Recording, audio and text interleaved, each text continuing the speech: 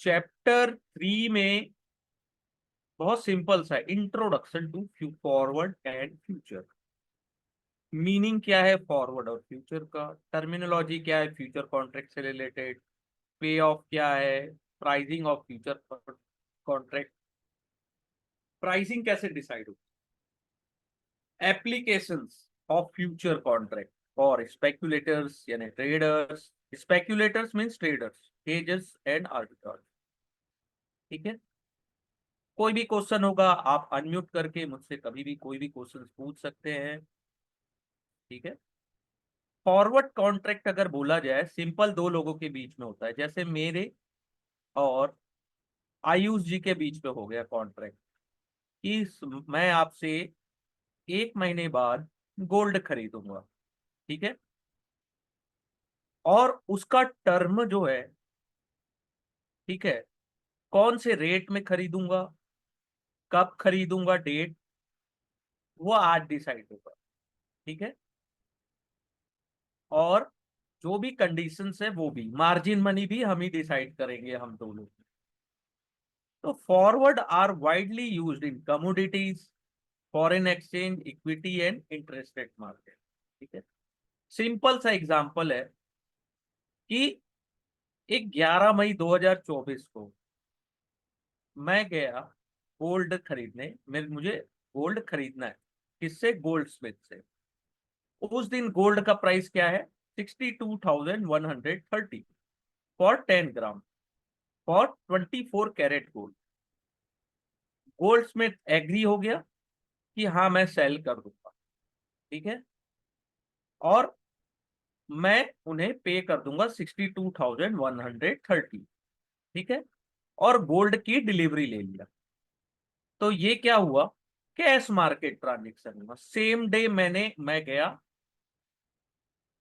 मैंने गोल्ड का दाम पूछा 10 ग्राम का, उन्होंने बताया 62,130।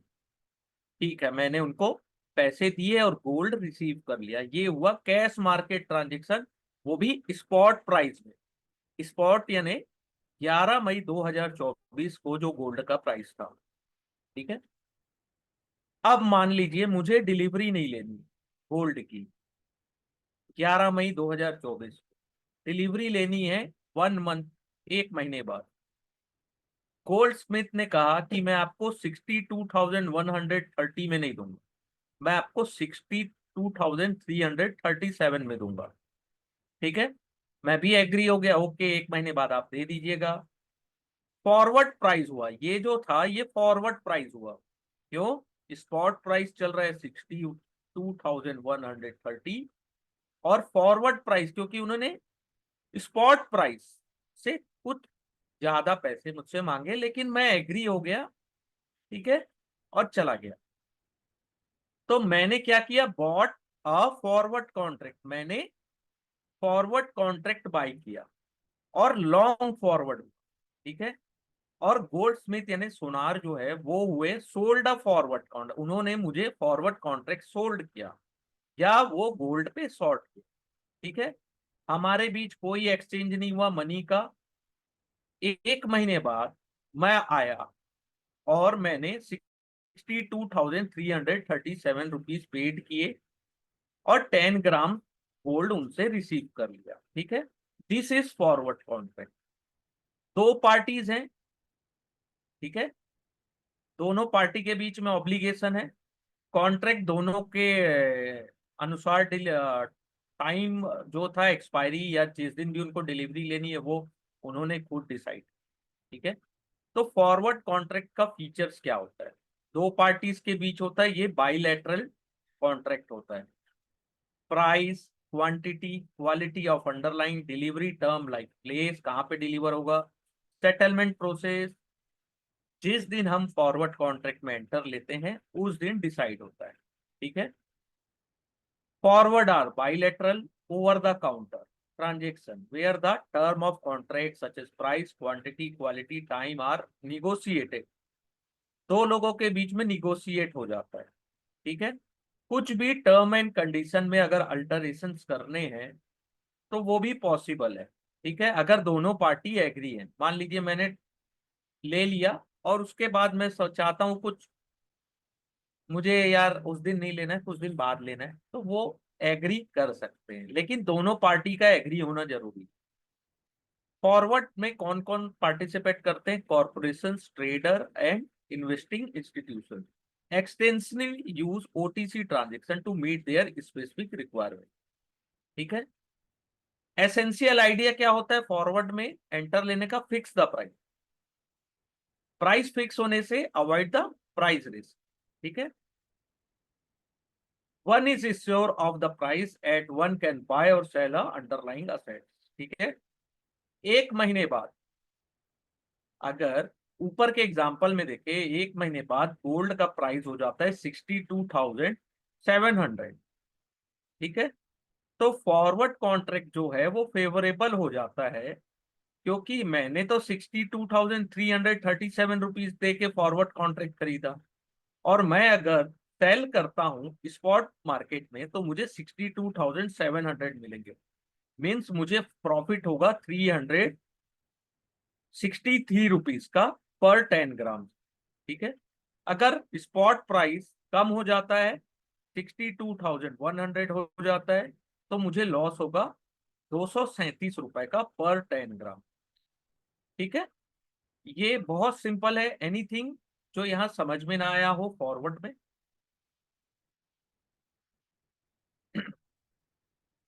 अब पहला होता है लिक्विडिटी रिस्क। अब इसमें लिमिटेशन क्या है फॉरवर्ड में? Liquidity refer to the ability of market participant to buy और sell the desire quantity of underlying assets. Liquidity last class में अपन ने देखा था।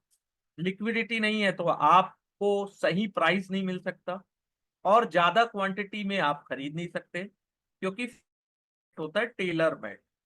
जो भी टर्म एंड कंडीशंस होती है और या स्पेसिफिक रिक्वायरमेंट होती है पार्टी के, उसके अकॉर्डिंग डिसाइड होता है। अदर मार्केट पार्टिसिपेंट जो है वो उसमें इंटरेस्टेड नहीं होते। ठीक है। फॉरवर्ड कॉन्ट्रैक्ट लिस्टेड नहीं होते हैं, ना ही ट्रेडेड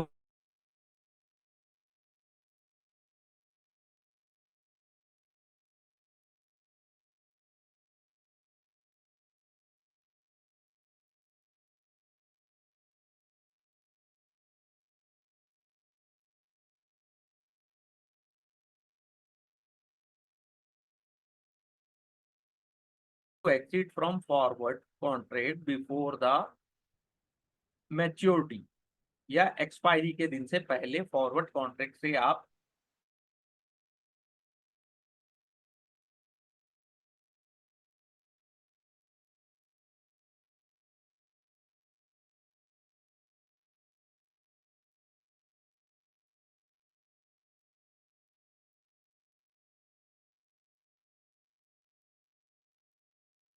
वो फेल हो जाता है अपने ऑब्लिगेशन पूरा करने में, या वो मुझे बाय नहीं करने देता, या मुझे, या तो वो मुझे पैसे नहीं देता, या तो डिलीवरी नहीं देता है।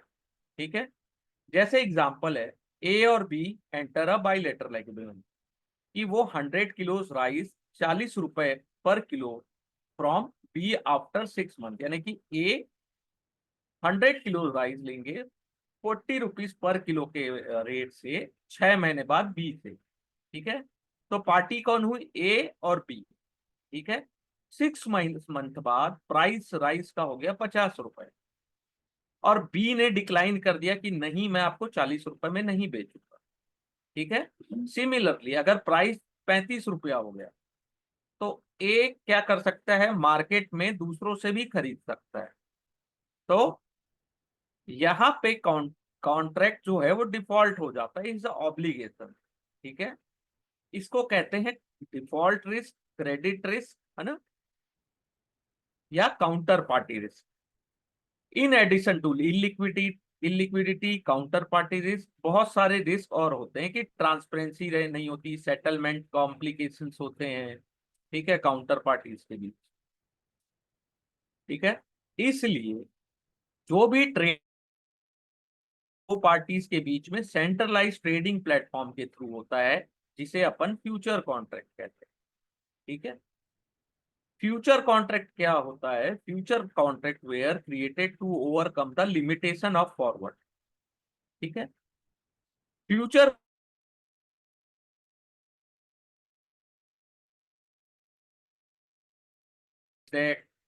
डाउ जोन्स एक्सचेंज है, वहां पे अपन बाय और सेल करते हैं, ठीक है, a fix amount of commodities और financial asset on future date eight.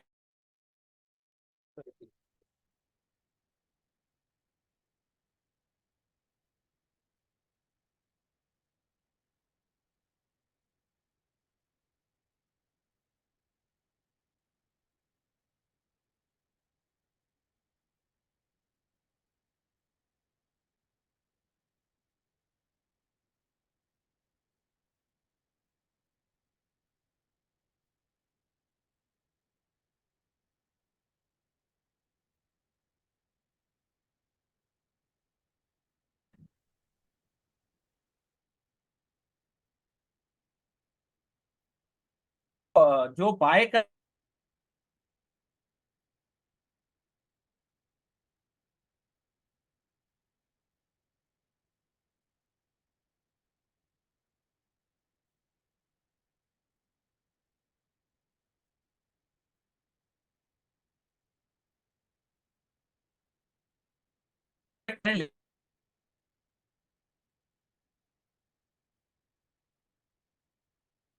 Interaction of buyer and seller interact करते हैं उनके बीच में। ये अभी भी वॉइस ब्रेक हो रही है क्या?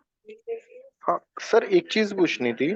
हाँ हाँ सर जैसे ये काउंटर पार्टी रहता ना, हाँ हाँ सर जैसे ए और बी ने एग्री किया था 40 रुपीज पर केजी पर, हाँ हाँ बट सर बी पार्टी ने जैसे मना कर दिया ए हाँ हाँ पार्टी को हाँ कि मैं आपको 40 पे नहीं दूंगा, जैसे हाँ मार्केट हाँ का प्राइस 50 हो गया है, तो उस हाँ केस में फिर ए क्या करेगा? हाँ हाँ। मतलब ये जैसे एक्सचेंज पे लिस्टेड है,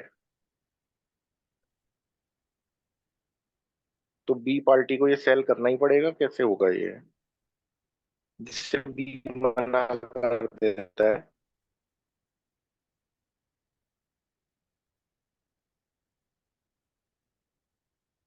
और आपने, मैंने मना कर दिया 6 महीने के बाद में कि मैं आपको नहीं सेल करूंगा, हाँ। तो ये फॉरवर्ड कॉन्ट्रैक्ट होता है। इसमें रिस्क होता है, इसलिए लोग फ्यूचर कॉन्ट्रैक्ट में आते हैं। क्योंकि अगर मैं अच्छा।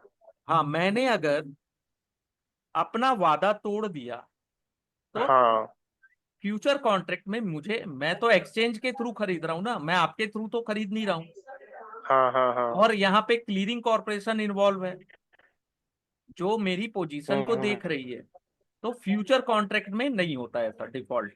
अगर आप फ्यूचर कॉन्ट्रैक्ट में डिफॉल्ट करोगे तो अच्छा पेनाल्टी लगती है। और फ्यूचर कॉन्ट्रैक्ट में दोनों मार्जिन अच्छा पेड अच्छा करते अच्छा हैं।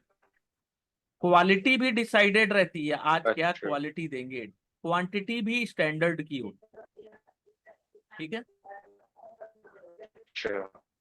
अब फॉरवर्ड और फ्यूचर में यही अंतर है, सिंपल सा एक लाइन में, कि फॉरवर्ड में कोई एक्सचेंज इन्वॉल्व नहीं होता, कोई स्टैंडर्ड का कॉन्ट्रैक्ट नहीं होता। मैं आपसे चाहूं 100 किलो ले लिया, नहीं चाहा 200 किलो ले लिया। लेकिन फ्यूचर में मैं जाऊंगा तो उनका जो स्टैंडर्ड का साइज है मिनिमम उतना तो खरीदना ही पड़ेगा मुझे। जैसे अपन फ्यूचर कॉन्ट्रैक्ट में आप जाते हैं तो वो एक लॉट साइज होता है, उतना तो आपको खरीदना ही पड़ेगा, ठीक है,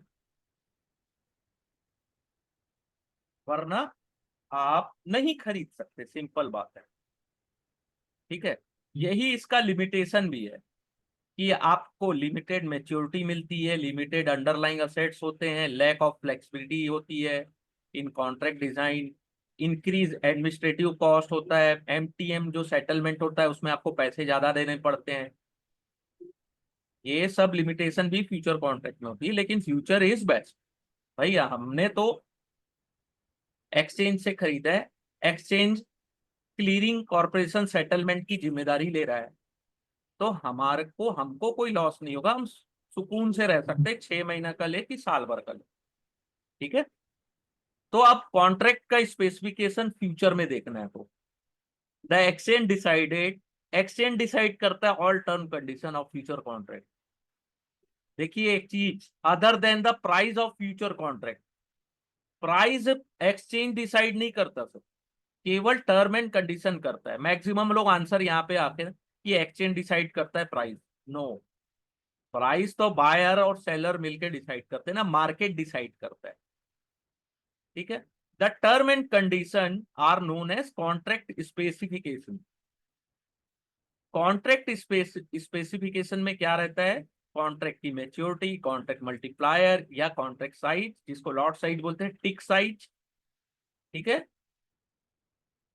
जैसे यहाँ पे एक एग्जांपल दिया है अक्टूबर 3, 2024 का।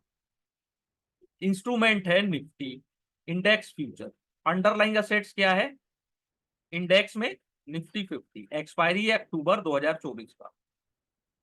ओपन प्राइस था 25,670, ओपन हुआ ना मार्केट, हाई गया 25,818, लो गया 25,440 और क्लोज हुआ 25,475 में। कितने ट्रेड कॉन्ट्रैक्ट ट्रेड हुए, 1,17,48,150 कॉन्ट्रैक्ट ट्रेड हुए, वॉल्यूम नहीं। टर्नओवर रहा 30,07,617 करोड़। अंडरलाइंग वैल्यू क्या थी, 25,250। ठीक है, अंडरलाइंग वैल्यू इन रुपीज 25,250। ठीक है, तो पहला जो टर्मिनोलॉजी इसको समझिएगा, अंडरलाइंग इंस्ट्रूमेंट या अंडरलाइंग प्राइस। अंडरलाइंग इंस्ट्रूमेंट कुछ भी हो सकता है, इंडेक्स है तो इंडेक्स, स्टॉक है तो स्टॉक, जो कि फ्यूचर कॉन्ट्रैक्ट जिसका ट्रेड होता है। ठीक है, जो ऊपर एग्जांपल है वहां पे अंडरलाइंग असेट्स है Nifty 50 index. Underlying price is the spot price. ठीक है, स्पॉट प्राइस, स्पॉट में कितना चल रहा है अंडरलाइंग प्राइस, ये 25,250। फ्यूचर प्राइस ये चल रहा है। ठीक है, कॉन्ट्रैक्ट का मल्टीप्लायर, ये याद रखिएगा सर, फ्यूचर कॉन्ट्रैक्ट लॉट में ट्रेड होता है, उसका लॉट साइज होता है, कॉन्ट्रैक्ट साइज होता है for index and stock future, जो डिटरमाइन करता है एक्सचेंज। और कॉन्ट्रैक्ट साइज सबका डिफरेंट होता है, स्टॉक का, इंडेक्स का, जो कि डेरिवेटिव में ट्रेड होते हैं। Contract size can be change by the exchange from time to time. Contract size को चेंज किया जाता है time to time, depend upon the change in the index level और स्टॉक प्राइस। ठीक है, तो अभी निफ्टी का जो लॉट साइज है वो 25 का है। ठीक है, कई बार आता है एग्जाम्पल में कि निफ्टी का लॉट साइज बता दो, नहीं पता, 50 लिख दिया गया, कोई 75 लिख दिया, कोई कुछ भी लिख दिया। और कई बार घुमा के पूछता है, तीन लॉट साइज, तीन लॉट के कितना होगा, तो 75 होता है वो। ठीक है, 75 है तो यहाँ 25 क्यों लिखा है निफ्टी फ्यूचर का। अच्छा अभी चेंज हो गया, यहाँ पे अक्टूबर 2024 का दिया है। Hello yes yes sir. Sir, नहीं वो पहले था 25 का, अभी एक दो 3 महीना हो गया 75 से चालू है। हाँ ये लेटेस्ट बुक है लेकिन। लेटेस्ट बुक है क्या? हाँ तो अभी का साइज क्या है उसको आप टिक करेंगे ना। नहीं नहीं नहीं, बराबर है। नहीं नहीं, वो मेरे को क्या लगा, तुम्हारा जो नोट्स है वो पुराना है ऐसा लगा, इसलिए नहीं मैंने नहीं, वो निफ्टी 50 का भी लॉट साइज 75 ही है, 75 है, यहाँ 25 लिखा है लेकिन। नहीं नहीं देखिए 70। यहाँ 25 लिखा है। Okay okay. ये मैं ये नोट्स नहीं है सर, और ये मैं बता दे रहा हूँ 75 ही है सर। ये मिस्टेक है, ये NISM की जो वर्कबुक है ना उसी का है ये। हाँ नहीं नहीं हाँ सर, सेवन, हाँ ये आपने भेज दिया है क्या जो आप सिखा रहे हो हमको? मैंने आज ही पहला क्लास ज्वाइन किया है, इसलिए बोल रहा हूँ सर, मेरे को क्या मालूम नहीं। नहीं नहीं ठीक है, मैं इसको आपको सेंड कर दूंगा, लेटेस्ट है ये, मैं आपको हाँ। सेंड कर दूंगा। ये 75 है सर। Okay okay. ये यहाँ हो सकता है मिस्टेक किया हो इन्होंने।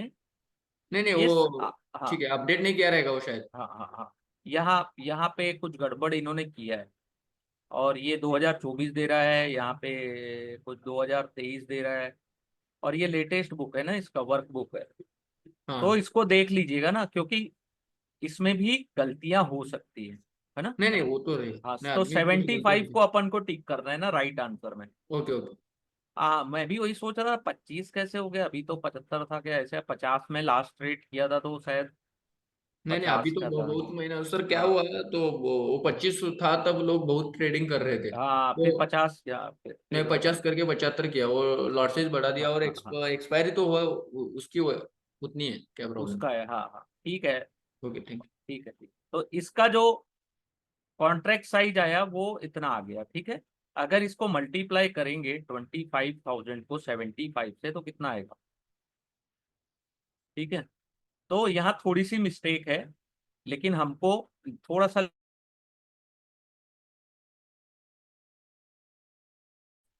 ठीक है।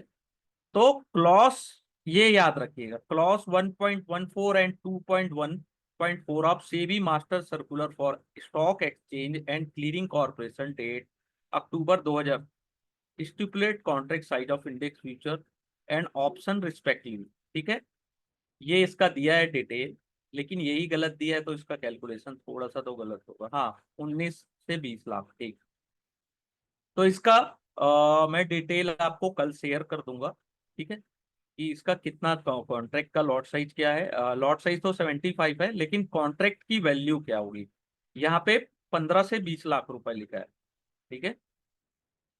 और this change will be with effective from November 2024 लिख रहा है यहाँ पे, ठीक है। तो अभी 25 चल रहा है, तो 15 से 20 लाख रुपए, ठीक है।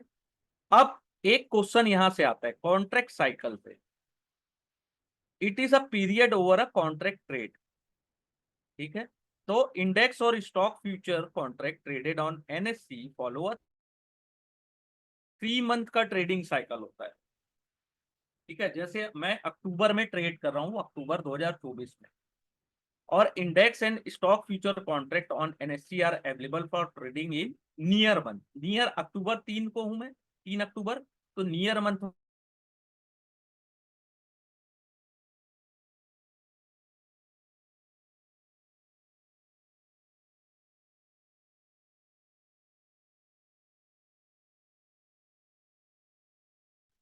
अब यहाँ पीएससी, ठीक है। फिर एक्सपायरी डेट क्या होता है। आ, सर लास्ट वाला ना एक बार फिर से बता दीजिए, आपकी वॉइस चली गई थी। अच्छा अच्छा, सॉरी, ये वॉइस क्यों जा रही, ये जो है, जैसे अक्टूबर, आज क्या डेट है, आज है 16 अप्रैल, अप्रैल। ठीक है। तो ये जो मंथ की एक्सपायरी होगी अप्रैल की, वो होगी नियर मंथ। मई की एक्सपायरी होगी नेक्स्ट नेक्स्ट मंथ।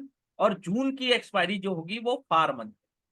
अच्छा अच्छा। ये आता है, नेक्स्ट मंथ फार मंथ पूछ देगा, आता है, यहां से घुमा ठीक है। के एक बार ऐसा जलेबी जैसा क्वेश्चन देगा, बहुत इजी हम्म रहता हम्म है। हम्म। Which is the far month expiry, ऐसे करके भी दे देता है। तो निफ्टी में ये याद रखिएगा वीकली एक्सपायरी है ना, उसमें भी, उसको भी आगे देख लेंगे अपन, वीकली थर्सडे को होता है। अभी उनको चेंज करने का था, लेकिन सेबी ने अप्रूवल नहीं दिया। हाँ, और सोमवार एक्स, दिन करना चाहते थे वो सर, नहीं, हाँ हाँ हाँ हाँ, मंडे। मंडे मंडे मंडे करना चाहते थे, अप्रूवल नहीं मिला, लेकिन ठीक है। इतना कौन याद हर हर महीने अगर चेंजेस होगा तो कितने चीजों को याद रख पाएंगे अपन, वो भी एक दिक्कत है, ठीक है। एक्सपायरी डेट, ये कौन सा है, this is the month which a derivative contract cease to exist, यानी कि खत्म हो जाएगा contract. Last trading date of the contract, ठीक है। On expiry date all contract are compulsory settle, जितना कॉन्ट्रैक्ट है, यानी आपने अभी अप्रैल चल रहा है, और अप्रैल का जो एक्सपायरी है उस दिन तक अप्रैल के जितने कॉन्ट्रैक्ट है सब सेटल हो जाएंगे। और पोजीशन कंटिन्यू रहेगी अगर आपने रोल ओवर किया तो another future contract of the same underline, तो रोल ओवर कहलाता है। रोल ओवर बोलते हैं ना, बहुत जगह वर्ड आता है। तो हमने क्या किया, उस पोजीशन को कंटिन्यू किया, इस महीने का सेल करके या नेक्स्ट मंथ का अपन ने आगे बढ़ा दिया, ठीक है, फ्यूचर कॉन्ट्रैक्ट को। यहाँ ऑप्शन की बात नहीं हो रही है, यानी कि अगर मैं शॉर्ट हूं तो बाय बाय हूं तो शॉर्ट करके फिर अगले मंथ का ले लिया, रोल ओवर हो गया। ठीक है, this mean for a long position मैंने सेल किया दिस मंथ का और बाय किया नेक्स्ट मंथ का, ये आता है देखिएगा ना रोल ओवर वाला। सेल किया दिस एक्सपायरी का और बाय किया नेक्स्ट का, अगर मैं लॉन्ग में हूं। ठीक है, और शॉर्ट में हूं तो बाय किया और नेक्स्ट मंथ का फिर सेल कर दिया। Both the side for roll over should be executed at the same time होना चाहिए। ठीक है, तुरंत बाय और सेल खट खट खत्म। ठीक है, अब Nifty and bank Nifty future contract and stock future contract जो भी है सब सेटल होता है लास्ट थर्सडे को। ठीक है, निफ्टी बैंक निफ्टी या स्टॉक के फ्यूचर्स हो लास्ट थर्सडे को। ठीक है, and last Wednesday of the respective month. ठीक है, अगर Thursday if the last Thursday trading holiday तो, ठीक है, लास्ट थर्सडे को अगर ट्रेडिंग हॉलीडे है तो वेडनेसडे को होगा, लास्ट वेडनेसडे को। ठीक है, और फॉर बैंक निफ्टी कॉन्ट्रैक्ट दोनों के लिए। ठीक है, अगर ट्रेडिंग हॉलीडे है तो, जैसे एक एग्जांपल दिया है, October Nifty future contract to trade on October 31 2024, all position of October will be compulsory settle by the exchange. ठीक है, a new contract is sir introduce to. Sorry yes, yes sir. Sir, अभी जो आपने बताया ना, जो बैंक निफ्टी का जो है एक्सपायरी, हाँ हाँ अभी वो गुरुवार ही हो रहे हैं हर सबका। हाँ, ये अभी सबका कर दिया, लेकिन यहाँ जो थ्योरेटिकल लिखा है उसको मैं बता रहा हूँ। निफ्टी हाँ, नहीं, नहीं वो थोड़ा ये सा लास्ट थर्सडे को है, हाँ, ये लास्ट थर्सडे ही लिखा है यहाँ पे, लेकिन ओके ओके, थर्सडे को अगर छुट्टी है हाँ तो ओके ओके, तो ठीक। वेडनेसडे को होगा। ये क्वेश्चन आता है, यहीं पे लोग कंफ्यूज होते हैं। हाँ, नहीं नहीं, बराबर बराबर, थर्सडे नहीं। अगर छुट्टी है और मान लीजिए एग्जाम में आ गया फ्राइडे को एक्सपायरी है, तो फ्राइडे छुट्टी है तो आप थर्सडे लिख के आइएगा, कई बार ये भी कंफ्यूजिंग होता है। ओके ओके, ठीक आता है, परसों जब निफ्टी का भी एक्सपायरी था, अब गुरुवार दिन, तब ये हाँ हाँ हाँ, आया था।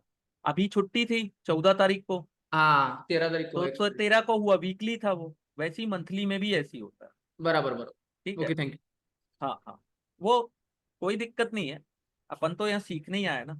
कुछ हाँ, कुछ चीजें इसमें क्या है ना सर, थोड़ा मिस्टेक इसमें लगता है किया है नया वाला जो बुक है। ठीक है, हाँ, तो न्यू कॉन्ट्रैक्ट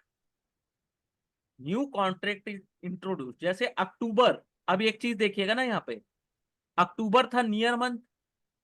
हम्म, ठीक है, नवंबर था नेक्स्ट मंथ, मिड मंथ। दिसंबर था फार मंथ, अक्टूबर खत्म हुआ तो नवंबर हो गया नियर मंथ, दिसंबर हो गया नेक्स्ट मंथ, और जनवरी का कॉन्ट्रैक्ट इंट्रोड्यूस हुआ।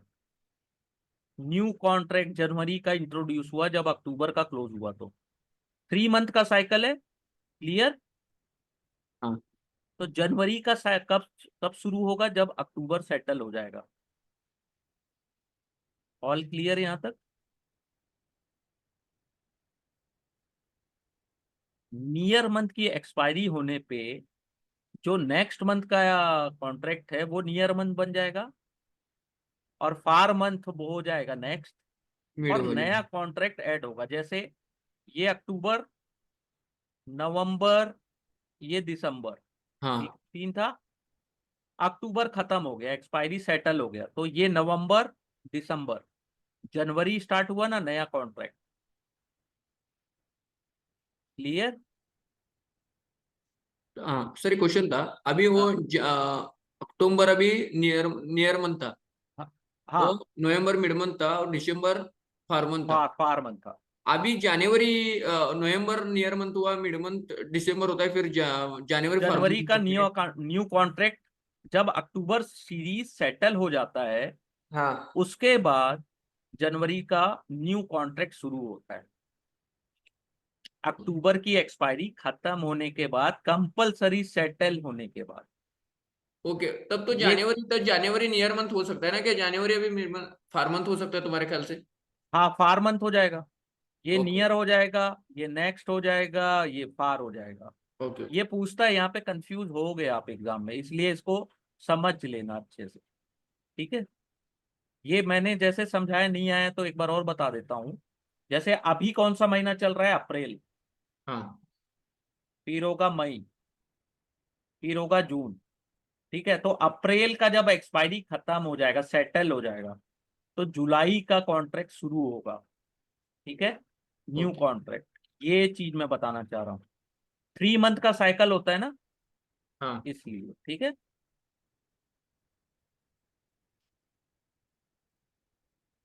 अब यहाँ लिखा है monthly future contract on Nifty finance service index expire on last Thursday, सभी एक्सपायरी अब थर्सडे को ही होने लगी है। Monthly and weekly future contract on BSc और बैंकेक्स का डिफरेंट एक्सपायरी है, उसको अपन आगे देख लेंगे, अभी है उसका भी आएगा टाइम। फिर टिकट साइज, टिक साइज कितना होता है, 5 पैसा होता है। It is the minimum move allow in the price quotation. Exchange decide the tick size on traded contract as a part of contract specification। तो निफ्टी फ्यूचर का टिक साइज है 5 पैसे। सर, टिक प्राइस क्या होता है?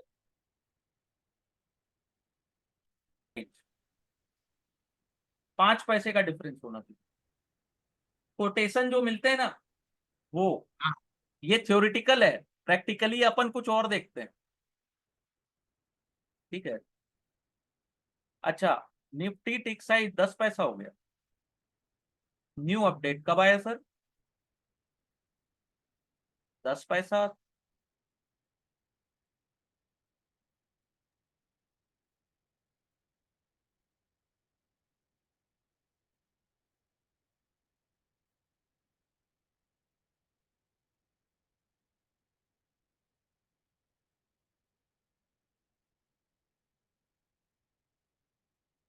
अप्रैल 15 से।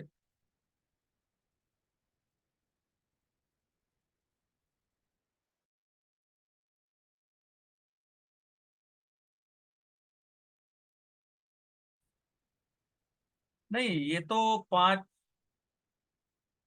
हाँ ठीक है, हाँ हाँ, 15 अप्रैल से हुआ है, हाँ। ठीक है, ये अभी जस्ट,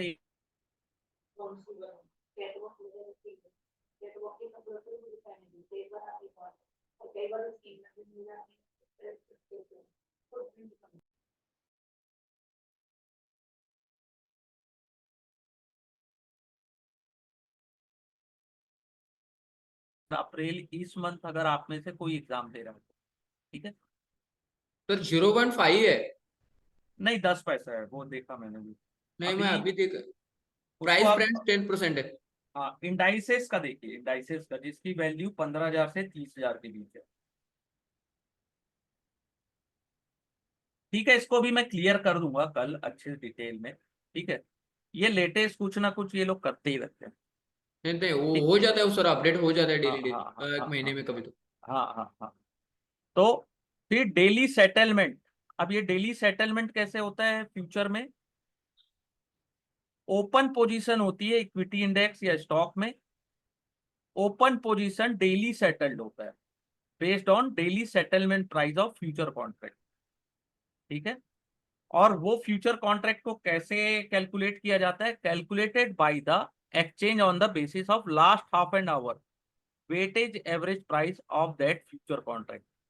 तो फ्यूचर कॉन्ट्रैक्ट का जो लास्ट 3 से 3:30 के बीच का जो टाइम होता है, लास्ट हाफ एन आवर, उस टाइम का जो वेटेज एवरेज प्राइस होता है उसके अकॉर्डिंग सेटल होता है, डेली सेटलमेंट प्राइस। ठीक है, अब इसका क्या होता है, the daily settlement price is different for each future contract of different expiry month. सबका सेटलमेंट डिफरेंट प्राइस में होता है ना, सभी एक्सपायरी है, जैसे अपन ने देखा था अप्रैल मई जून या अक्टूबर नवंबर दिसंबर, तो तीनों का जो सेटलमेंट प्राइस होगा डिफरेंट होगा। ठीक है, जैसे यहाँ पे ये एग्जांपल अपन ने देखा था, यहाँ पे इसका जो सेटलमेंट प्राइस था, सेट क्लोज हुआ था 25,475 में, ठीक है। तो ये इसका सेटलमेंट प्राइस था। तो सेटलमेंट में क्या होता है कि आपने बाय किया, आप समझिएगा ना, सेटलमेंट में क्या होता है डेली सेटलमेंट में, कि आपने बाय किया और आप प्रॉफिट में हो। मान लो 100 रुपये का प्रॉफिट हुआ, तो सेटलमेंट के बाद आपको 100 रुपये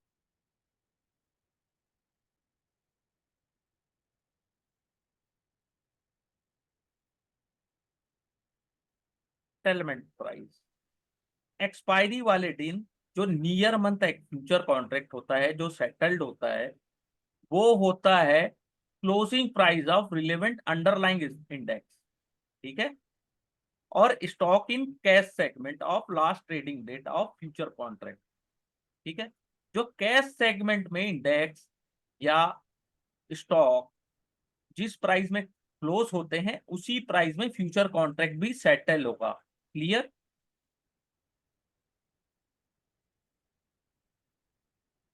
yes sir, Ayush sir, settlement price clear? हाँ सर। ठीक है, कैश के प्राइस में सेटल होगा ना, जैसे जो कैश में चल रहा है, एक चल रहा है फ्यूचर प्राइस, एक चल रहा है कैश का प्राइस। तो कैश का जो प्राइस होगा वो जितना होगा उतने में ही वो सेटल होता है। इसको और डिटेल में अभी अपन देखेंगे आने वाले क्लासेस में कि उससे फायदा क्या होता है या नुकसान क्या होता है, उससे भी क्या जानकारी अपने को निकल के आती है, ठीक है। अब यहाँ पे वही है, क्लोजिंग हुआ था last Thursday of the expiry month. Equity future contract जो ट्रेड होता है मंडे टू फ्राइडे 9:15 से 3:30 PM तक होता है, ठीक है। एक्सचेंज पब्लिश करता है एनुअल ट्रेडिंग हॉलीडे और क्लियरिंग हॉलीडे। हॉलीडे के दिन मार्केट बंद रहता है, क्लियरिंग हॉलीडे के दिन मार्केट बंद नहीं होता है। ये पता है आप लोगों को? ट्रेडिंग हॉलीडे और क्लियरिंग हॉलीडे की लिस्ट आती है। ट्रेडिंग हॉलीडे के दिन मार्केट बंद होता है, क्लियरिंग हॉलीडे के दिन मार्केट बंद नहीं होता, ठीक है। Trading holiday means no trading is possible as the exchange are close, ठीक है। क्लियरिंग हॉलीडे के दिन एक्सचेंज ओपन होता है, लेकिन ट्रेडिंग पॉसिबल, और ट्रेडिंग पॉसिबल होती है बट क्लियरिंग और सेटलमेंट नहीं होता है, as bank are close. Bank close होते हैं इसलिए क्लियरिंग एंड सेटलमेंट नहीं होता है। ये सर जैसे दिवाली का दिन होता है, जैसे हाँ हाँ मुहूर्तम ट्रेडिंग होती हाँ है हाँ हाँ हाँ है हाँ ना? हाँ, इसलिए उस दिन देखिएगा कई बार मिस प्राइसिंग भी होता है और सभी चीजों का। बजट हाँ वाले मतलब दिन। सर बैंक बंद हम्म होते हैं बट हम्म एक्सचेंज ओपन होता है। हम्म। सर सैटरडे वाले दिन बजट होना रहता है वही। हाँ, तो उस दिन भी क्लियरिंग हॉलीडे, ओके। यानी कि आपका क्लियरिंग हॉलीडे होता है वो। और डिपेंड करता है, कई बार क्लियरिंग हॉलीडे को भी हटा देते हैं, बजट वाले दिन कोई बैठा भी होगा, लेकिन बजट वाले दिन क्लियरिंग हॉलीडे रहता है। सेटलमेंट मंडे को ही होता है उसका, मंडे ट्यूसडे, ठीक है। तो ये याद रखिएगा, कई बार क्या होता है क्लियरिंग हॉलीडे लिखा है तो लोग सोचते हैं मार्केट बंद है, सो गए, उठे तो देख रहे हैं मार्केट खुला है। ये बहुत सारे लोगों के साथ कंफ्यूजन होती है। बहुत बेसिक आइडिया, यहाँ से भी क्वेश्चंस आते हैं, घुमा के पूछेगा क्लियरिंग हॉलीडे के दिन सेटल होगा कि नहीं होगा, क्वेश्चन आता है सर। क्योंकि चैप्टर 3 से 20% क्वेश्चन आते हैं, 20%। तो एक एक चीज को डिटेल में रीड करना बहुत जरूरी है, ठीक है। अब यहाँ पे बीएससी की बात की गई है। अब इसका भी कॉन्ट्रैक्ट साइज 10 बताया जा रहा है, इसको भी एक बार देख लेंगे अपन। 10 है कि अभी बढ़ गया। Future Sensex future, BSc Sensex future, और ये लेटेस्ट बुक है ना, इससे लेटेस्ट अभी आई नहीं है, एनआईएसएम की जो बुक है, ठीक है। दिस कॉन्ट्रैक्ट है specification that some different from Nifty. Nifty से थोड़ा सा अंतर है इसमें। बीएससी सेंसेक्स है, कॉन्ट्रैक्ट साइज है 10, टिक साइज 0.5 बता रहा है। कॉन्ट्रैक्ट साइकिल है 7 सीरियल वीकली और 3 सीरियल मंथली। ये याद रखिएगा, 7 सीरियल वीकली होता है और 3 सीरियल मंथली। ट्रेडिंग आवर्स वही है same. Expiry monthly contract last Friday और वीकली सर अभी ना 20 कौन है वो है लॉट साइज। 20 हो गया ना, ठीक है, हाँ। ठीक। ये 20 सर और एक्सपायरी। एनएसएम का जो इक्विटी डेरिवेटिव का जो नोट्स है ना आया रहेगा, देखो बहुत दिन हुआ है लॉट साइज होके, 3 महीना से ऊपर हो गया लॉट साइज होके। ये जो बुक है सर, ये लेटेस्ट वाली है। लेटेस्ट वाले है क्या? ठीक है सर। हाँ लेटेस्ट, ये अभी की लेटेस्ट है। ये जो कॉन्ट्रैक्ट साइज है 20, इसने चेंज किया होगा, लेकिन कई बार इनकी प्रिंटिंग मिस्टेक भी हो जाती है। जैसे 25 यहाँ पे लिखा हुआ था, तो तो निफ्टी 25 का तो वो नौ। 75 हाँ वाला है। हाँ 75 है। और मैं इसका तो बिल्कुल श्योर नहीं हूँ, क्योंकि सेंसेक्स में मैं ट्रेड लेता ही नहीं हूँ, कभी नहीं, करता ही सेंसेक्स नहीं। का 20 है सर, मैंने देखा है। 20 है ना, ठीक है। इसका आता है कॉन्ट्रैक्ट साइज से नहीं आता, अभी आता है, लेकिन एक्सपायरी से तो आता ही आता है क्वेश्चन। कॉन्ट्रैक्ट हाँ। साइज तो ठीक है, अपने नॉलेज के लिए कभी कभार क्वेश्चन आ सकते हैं, लेकिन एक्सपायरी जरूर पूछता है कि 7 वीक सीरियल वीकली है, 3 सीरियल मंथली है। एक्सपायरी का दिन है फ्राइडे, और वीकली कॉन्ट्रैक्ट का भी फ्राइडे।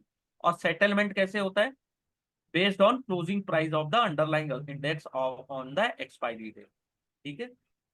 आप लोग को इतना नॉलेज है सर, कम से कम मैं ये टारगेट करूंगा कि आप लोग 85 टू 90 स्कोर करेंगे ही करेंगे ना सर, तब मजा आएगा। ये इतनी स्टडी अपन कर रहे हैं, ठीक है। क्वेश्चन बस ट्रिकी आएगा सर, जैसे अपन जितने सिंपल पढ़ रहे हैं ना, क्वेश्चन थोड़े से ट्रिकी आएंगे, वो तो अपन देख लेंगे आने वाले क्लासेस में। उसके भी अपन क्या बोलते हैं, उसका भी अपन प्रैक्टिस स्टडी करेंगे। करेंगे ही, है ना।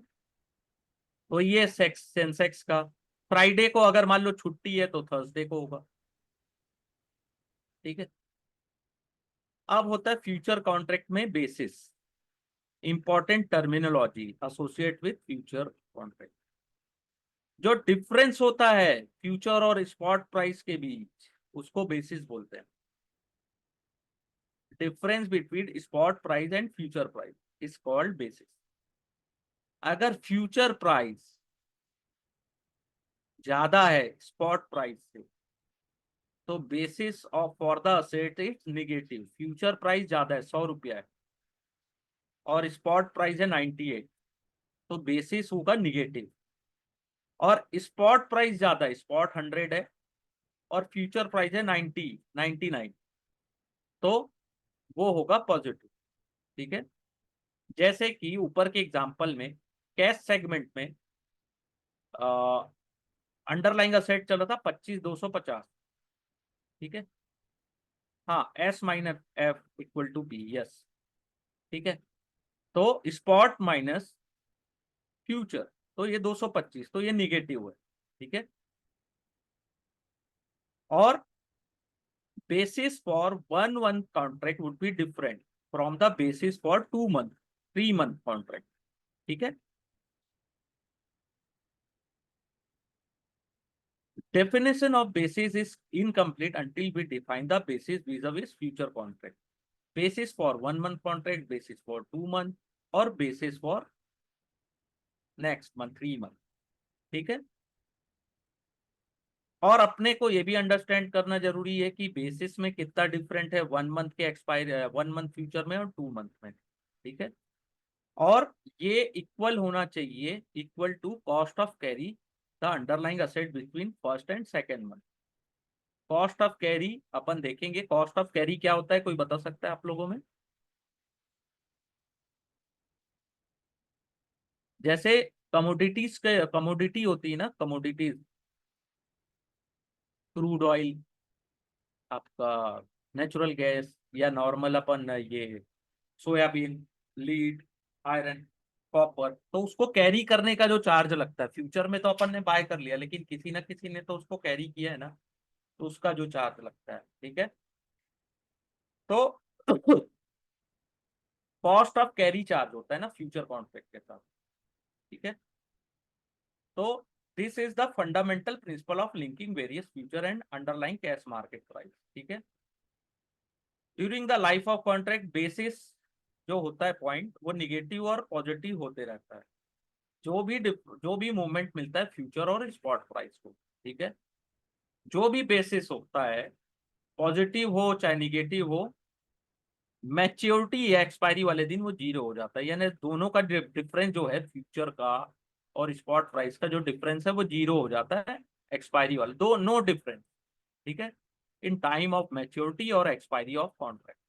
ठीक है, जो भी फाइनल सेटलमेंट होता है वो क्लोजिंग प्राइस होता है स्पॉट प्राइस का, उसके बेस पे होता है, अभी मैंने जस्ट बताया। ठीक है, अब कॉस्ट ऑफ कैरी देख लेते हैं। कॉस्ट ऑफ कैरी क्या होता है? फ्यूचर प्राइस और स्पॉट प्राइस के बीच का बहुत बड़ा रिलेशन।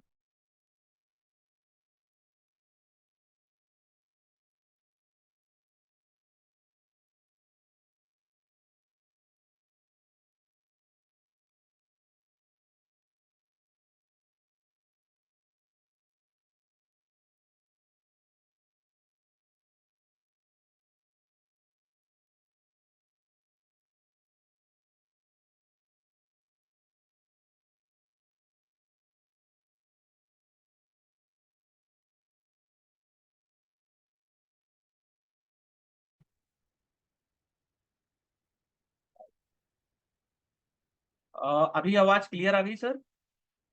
हाँ आ रही है सर। हाँ, वो थोड़ा सा पता नहीं आज क्या हो रहा है, थोड़ा सा आ जा रहा है, इसलिए जियो की जगह एयरटेल ही लेना पड़ेगा। तो कैरिंग कॉस्ट लगता है, इसमें इनकम भी जनरेट होती है ना। जैसे इक्विटी डेरिवेटिव अपन ने रखा, तो अपन ने इंटरेस्ट तो पेड किया, लेकिन अपने को डिविडेंड अर्न भी हुआ, तो वो माइनस हो जाता है इंटरेस्ट से। जैसे एक एग्जांपल है, एक शेयर है एबीसी कंपनी का, वो 100 रुपया का है।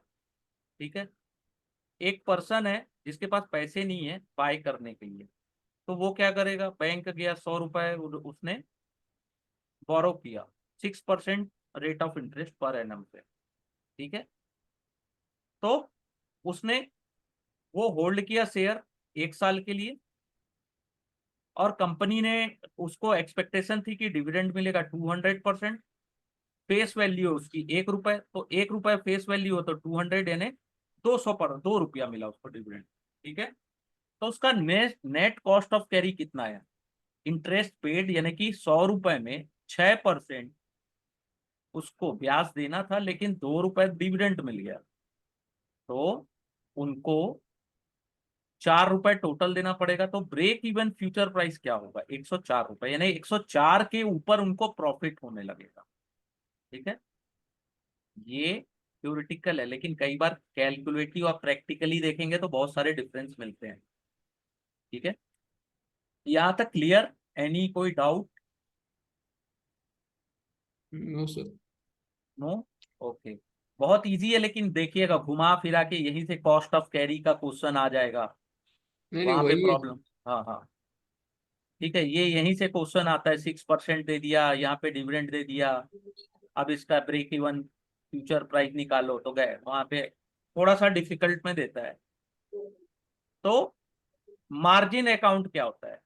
क्योंकि एक्सचेंज लेता है गारंटी सेटलमेंट की ऑफ ऑल ट्रेड, कि वो प्रोटेक्ट कर सके कि कोई भी पार्टी डिफॉल्ट ना करे, तो वो चार्ज करते हैं ब्रोकर से, और ब्रोकर जो चार्ज करते हैं वो क्लाइंट से करते हैं। ठीक है, तो पहला होता है इनिशियल मार्जिन। जब आप कोई भी कॉन्ट्रैक्ट में एंटर करते हैं, तो कॉन्ट्रैक्ट का जैसे यहाँ पे 70-25 लिखा हुआ है, ठीक है, इसको सुधार हाँ देता हूँ, 25, तो इतना आपका एक कॉन्ट्रैक्ट का वैल्यू आया। तो आपको जब कॉन्ट्रैक्ट में लॉन्ग में जा रहे हो चाहे शॉर्ट, नहीं है, लेकिन आपको इस इतने पैसे का कुछ तो देना पड़ेगा, 10%, तो 55,000 रुपए आपको देना पड़ेगा, 10%, मान लीजिए इनिशियल मार्जिन लगा, तो आपको देना पड़ेगा। और चाहे आप बायर हो चाहे सेलर हो, दोनों को देना पड़ता है। ठीक है, और सेकंड क्या होता है, ये इनिशियल मार्जिन कई बार हाई भी रहती। कब? जब वोलेटिलिटी हाई होता है, डर बना रहता है ना मार्केट में, जैसे अभी बना हुआ है या पहले भी बना रहता है, या कोई बड़ी न्यूज आने वाली है, तो हायर भी होता है इनिशियल मार्जिन, डिपेंड करता है एक्सचेंज के ऊपर। ठीक है, जब एक्सचेंज को लग रहा है कि बहुत ज्यादा खतरा है, तो वो ज्यादा मार्जिन भी चार्ज करता है। अब मार्किंग टू मार्केट, ये मैंने जैसे बताया था कि आपको जो भी डे टू डे प्रॉफिट होगा, आप लॉन्ग या शॉर्ट गए, जो डे टू डे प्रॉफिट होगा वो सेटल होता है डे टू डे। ठीक है, जैसे आज आपको 100 रुपया प्रॉफिट हुआ, तो वो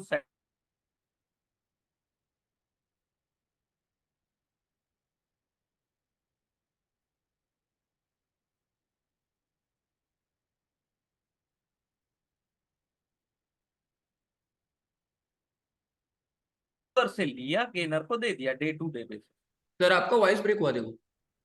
अच्छा, वॉइस ब्रेक हो रहा है। नहीं अभी हुआ, वो क्या बोले तो मार्क टू मार्केट का। हाँ, मार्क टू मार्केट में क्या होता है कि आपको जो भी प्रॉफिट और लॉस हो रहा है ना, वो डे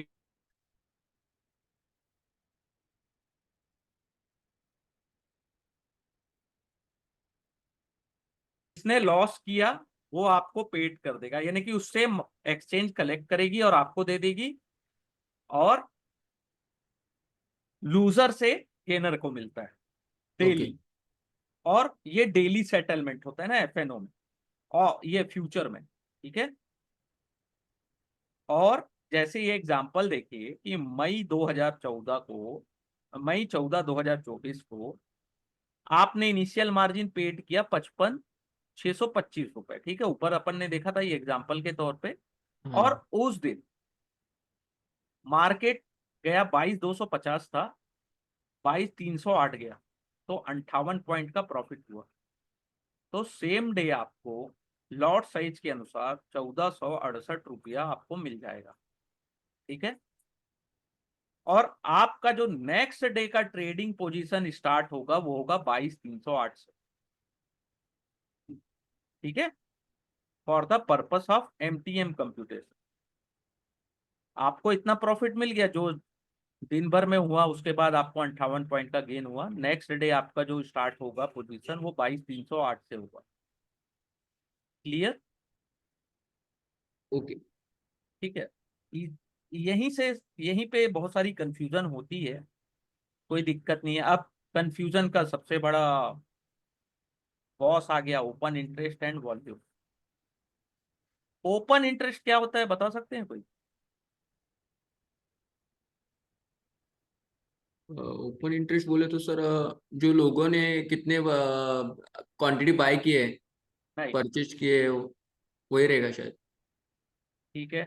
और वॉल्यूम अंडर ट्रेड नहीं, वॉल्यूम तो है, लेकिन ऐसे कॉन्ट्रैक्ट आपने बाय किया कॉन्ट्रैक्ट, चाहे आप लॉन्ग गए चाहे शॉर्ट गए, लेकिन आपने अपनी पोजीशन को सेटल नहीं किया है फॉर अ अंडरलाइंग असेट्स। मैंने लॉन्ग किया आज सुबह लेकिन मैंने सेटल नहीं किया, तो वो होता है ओपन इंटरेस्ट, ठीक है। बोले नहीं अगर मैंने बेचा नहीं क्या, उसको बोलते हैं क्या नहीं ओपन नहीं इंटरेस्ट। नहीं नहीं बेचा आप, मैंने लॉन्ग किया, आपने शॉर्ट किया, हाँ। तो एक ओपन इंटरेस्ट हुआ, वन वन ओपन इंटरेस्ट हुआ वो। एक एक लॉट आपने बाय किया, एक लॉट मैंने सेल किया, तो इक्वल हुआ, वन ओपन इंटरेस्ट होता है, ठीक है। ये वॉल्यूम से इसका कोई लेना देना नहीं। और total number of long future will be equal to total number of short futures. अब इसको एग्जांपल से देखिएगा, ठीक है। ओपन इंटरेस्ट से पता चलता है, अगर ओपन इंटरेस्ट आप अगर मार्केट में खड़े हो, आपने पोजीशन स्क्वायर ऑफ नहीं की है, इसका क्या मतलब है? जिस तरफ ज्यादा ओपन इंटरेस्ट होगा मार्केट उस तरफ है, ठीक है। अब यहाँ पे एग्जांपल देखिएगा, मार्च 1 मार्च को ए ने शॉर्ट किया 50 कॉन्ट्रैक्ट, बी ने शॉर्ट किया, लॉन्ग किया 50 कॉन्ट्रैक्ट, टोटल ओपन इंटरेस्ट हुआ 50, ठीक है।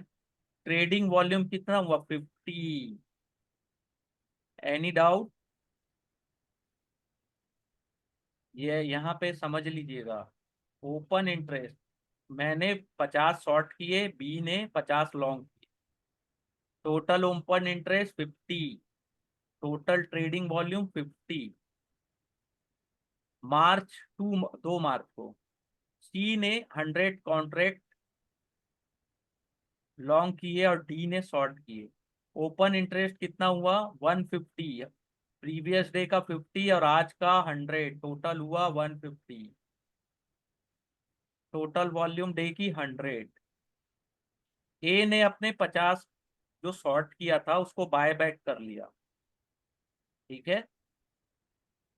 ए ने जो शॉर्ट पोजीशन ली थी उसको रिवर्स कर लिया, यानी ओपन इंटरेस्ट को क्लोज कर दिया, 50 कॉन्ट्रैक्ट बाय बैक कर लिया, और ई ने शॉर्ट कर दिया उसकी जगह, ठीक है। तो ओपन इंटरेस्ट कितना हुआ? 150 हुआ।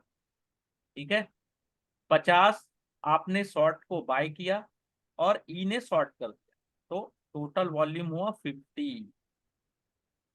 फिर मार्च 4 सी ने अपनी लॉन्ग पोजीशन जो ली थी उसको सेल कर दिया और डी ने भी अपनी शॉर्ट पोजीशन को स्क्वायर ऑफ कर दिया, ठीक है, सेटल कर दिया, ठीक है।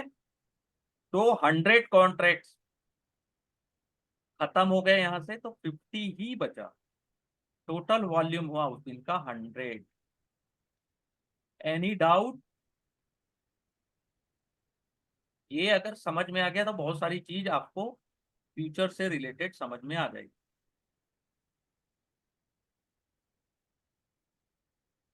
Any doubt? और एक बार बता दीजिए सर कॉन्ट्रैक्ट का ऊपर। क्या चीज समझ में नहीं आया ये बताइए। नहीं नहीं, अभी जो नहीं वॉल्यूम का तो समझ में आया, जो अभी थोड़ा नीचे, हाँ। कहा यहाँ लास्ट में मार्च 4। नहीं नहीं, ऊपर ही जो ओपन इंटरेस्ट है ना, थोड़ा हाँ नीचे। जो ये ओपन इंटरेस्ट जो हम कैसा है, अभी ये अपनी 50 बोल सॉरी, दिया इधर, नहीं नहीं इधर ही नीचे बोल दीजिए, इस इधर। टोटल 150 था मार्च 3 मार्च को। फिर सी ने जो लॉन्ग पोजीशन है उसको क्लोज कर दिया और डी ने जो शॉर्ट पोजीशन ली थी उसको भी क्लोज कर दिया। तो बाय और सेल 100 इक्वल। तो टोटल ओपन, और किसी ने 4 मार्च को कोई नई पोजीशन नहीं ली, तो ओपन इंटरेस्ट 150 से घट के 50 हो गया। क्लियर? Okay okay. ओके नहीं, क्लियर हुआ कि नहीं हुआ? नहीं, क्लियर हुआ सर। इसको बुक से एक बार देख लीजिएगा और अच्छे से, नहीं समझ में आएगा नेक्स्ट क्लास में फिर पूछ सकते हैं। यहाँ से क्वेश्चन आता है, ए ने शॉर्ट किया, बी ने लॉन्ग किया, फिर सी गया, डी ने लॉन्ग ये किया, तो उसको क्या करना है, पेज में लिखते जाना है। पेज में जो वो नोट्स के लिए पेज देते हैं ना लिखने के लिए कुछ, वहां पे हाँ। लिख लेना और तुरंत बन जाएगा, ठीक है। फिर होता है प्राइस बैंड। प्राइस बैंड क्या होता है? एक प्राइस रेंज होता है जिसमें एक कॉन्ट्रैक्ट परमिट होता है ट्रेड होने के लिए, ठीक है। और वो कैसे डिसाइड होता है? प्रीवियस डे की क्लोजिंग प्राइस से, ठीक है। जैसे कि प्रीवियस डे कोई कॉन्ट्रैक्ट क्लोज हुआ था 100 में, ठीक है, और प्राइस बैंड है कॉन्ट्रैक्ट का 10%। तो कॉन्ट्रैक्ट क्या हो सकता है, 10% नीचे और 10% ऊपर जा सकता है। तो 90 टू 110 के बीच ये ट्रेड हो सकता है, ठीक है। फर्स्ट,